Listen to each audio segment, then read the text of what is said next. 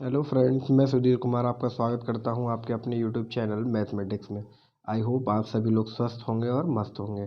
तो फ्रेंड्स, आज हम संख्या पद्धति के टाइप 2 वाले क्वेश्चन करने वाले हैं। इससे पीछे वाली वीडियो में हमने टाइप 1 क्वेश्चन किए थे, जो कि प्राकृतिक संख्याओं के सम पर या योग पर आधारित थे। आज हम करने वाले हैं टाइप 2 क्वेश्चन, जो कि आधारित हैं क्रमागत संख्याओं के योग पर। तो हालांकि मैं इंट्रोडक्शन में पहले क्रमागत संख्याओं को समझा चुका हूं, लेकिन फिर भी मैं आपको यहीं पर एक बार समझा देता हूं कि क्रमागत संख्याएं आखिर हमें कैसे माननी होती हैं।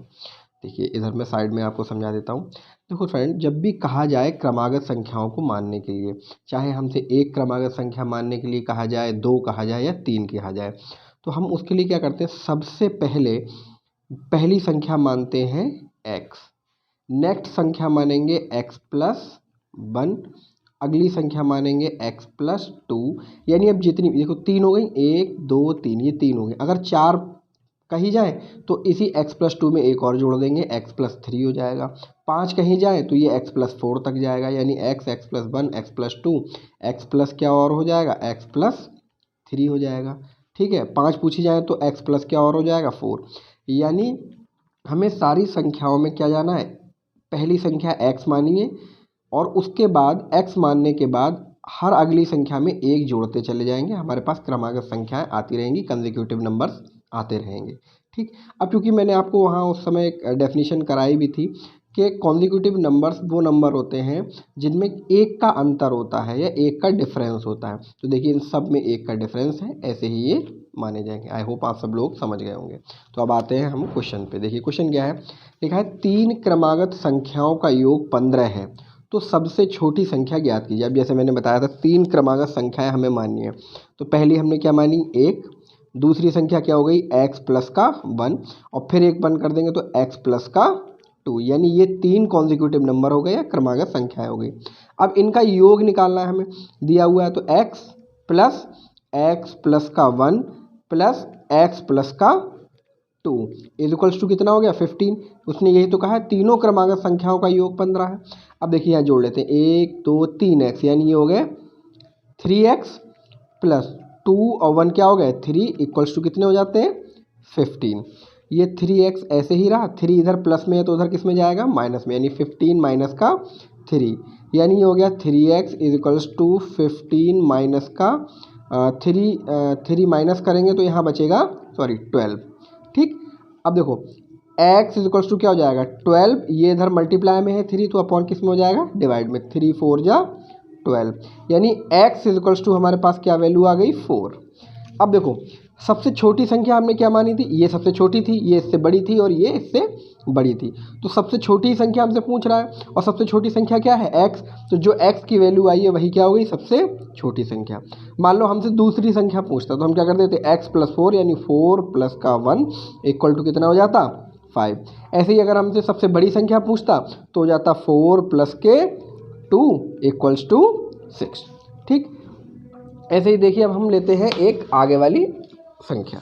ठीक, एक आगे वाला क्वेश्चन लेते हैं और उसे उसी तरीके से समझने की कोशिश करते हैं। लिखा है पांच क्रमागत संख्याओं का योग 55 है, तो ठीक बीच की संख्या ज्ञात करो। मैंने कहा था कि इस समय एक नया ट्रेंड आ गया है ठीक बीच की संख्याएं ज्ञात करने का।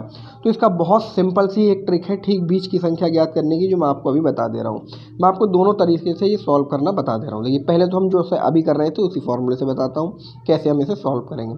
पांच क्रमागत संख्या हमें मान ली है, तो देखो पहली हो गई x, दूसरी हो गई x प्लस का वन, तीसरी हो गई x प्लस का टू, एक हो गई x प्लस का थ्री, एक दो तीन चार, और एक हो गई x प्लस का फोर।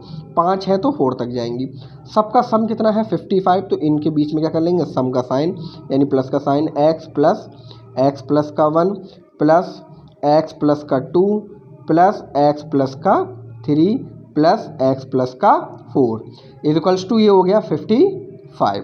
अब इन सबको जोड़ देंगे। देखिए कितने x हम काउंट कर लेते हैं, 1 2 3 4 5, यानी 5x हो गए। तो ये क्या हो गया, 5x। अब सबको जोड़ते हैं, देखो दो और एक तीन, और तीन 6 और चार 10, यानी प्लस के कितने हो गए, 10, इक्वल्स टू कितना है, 55।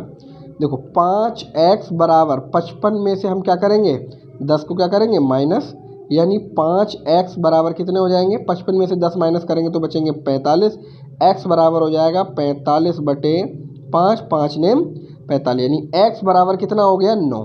तो देखिए अब इन सब में ठीक बीच की संख्या, पहली संख्या दूसरी संख्या, ये ठीक बीच की संख्या है, दो संख्याएं इधर और दो इधर, यानी x+2 वाली, यानी x हमारे पास x कितना आया है 9।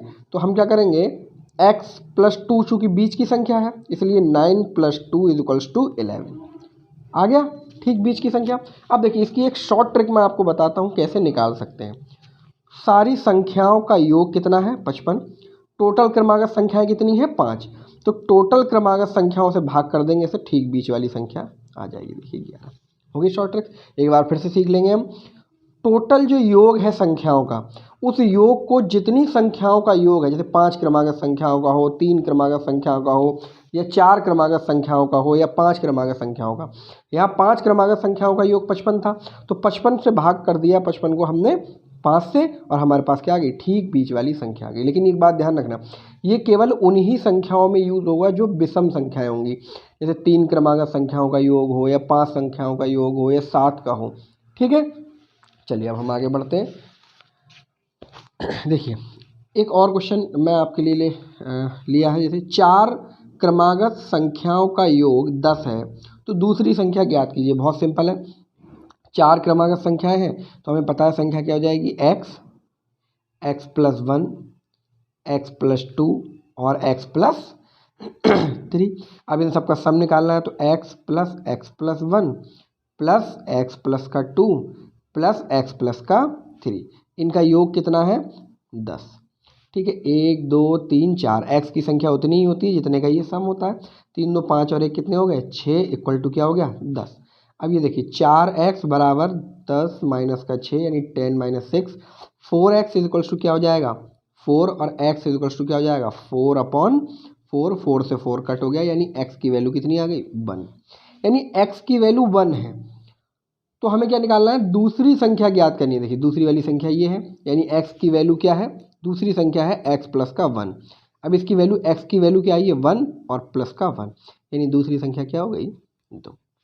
ठीक, अब देखिए यहाँ एक और क्वेश्चन लेते हैं हम। 5 क्रमागत विषम संख्याओं का योग। हाँ देखिए, सम और विषम क्रमागत संख्या जब भी आपसे पूछेगा या कहेगा क्वेश्चन में मानने के लिए, तो इसे एक बार समझ लीजिए। जब भी हमें सम या विषम संख्याएं माननी होंगी तब हम क्या करेंगे, 2 का गैप देंगे। जैसे मान लीजिए सम संख्याएं लेते हैं 2 4 6 8, तो देखिए इन सब में कितने का गैप है, डिफरेंस है 2 का है। ऐसे ही जब भी हम इन्हें मानना होगा ऐसे ही लिखें 1 3 5 7, तो इन सब में भी कितने का गैप है, देखिए 2 का। तो जब भी हमको सम क्रमागत संख्याएं या विषम क्रमागत संख्याएं माननी होंगी उस समय हम कैसे लेंगे, x+2, x+4, x+6, यानी हम 2 का डिफरेंस रखेंगे सब में जब भी माननी होगी। ठीक है, अब क्वेश्चन सॉल्व करते हैं। इसमें लिखा है 5 क्रमागत विषम संख्याओं का योग, तो 5 विषम संख्याएं क्या हो जाएंगी, देखिए एक हो जाएगा x, एक x+2, एक x+4, एक x+6, 1 2 3 4 और एक हो जाएगा x+8। ये विषम संख्या है, इनका योग 145 है। अब इन क्या करते हैं, x+x+2 plus x+4 plus x+6 और प्लस x+8 बराबर कितना है 145। ठीक, अब देखिए 1 2 3 4 5, ठीक है, 5x प्लस 2 और 2 4 2 6, 6 और 6 12, 12 और 8 कितने हो गए 20। ठीक, बराबर 145। 5x बराबर 145 में से हम माइनस करेंगे कितने 20, 5x बराबर हो जाएगा 125, x बराबर हो जाएगा 125/5, 5 दूनी 10 पचम 25, यानी x बराबर कितना आ जाएगा 25। हमसे पूछ क्या रहा है, सबसे छोटी संख्या। सबसे छोटी संख्या हमने क्या मानी थी x, और वही इसकी वैल्यू आ गई, और यही देखो इसकी x का जो मान होगा वही सबसे छोटी संख्या होगी। आई होप आप सभी लोग समझ गए होंगे कि क्रमागत संख्याएं कैसे माननी है, सम संख्याएं कैसी माननी है और विषम संख्याएं कैसी माननी है। तो नेक्स्ट वीडियो में मिलेंगे हम एक और तरह के क्वेश्चन के साथ। तो अगर आपको मेरी वीडियो पसंद आई हो तो प्लीज़ इसे लाइक कीजिएगा, सब्सक्राइब कीजिएगा, शेयर कीजिएगा और मेरे चैनल को सब्सक्राइब कीजिएगा।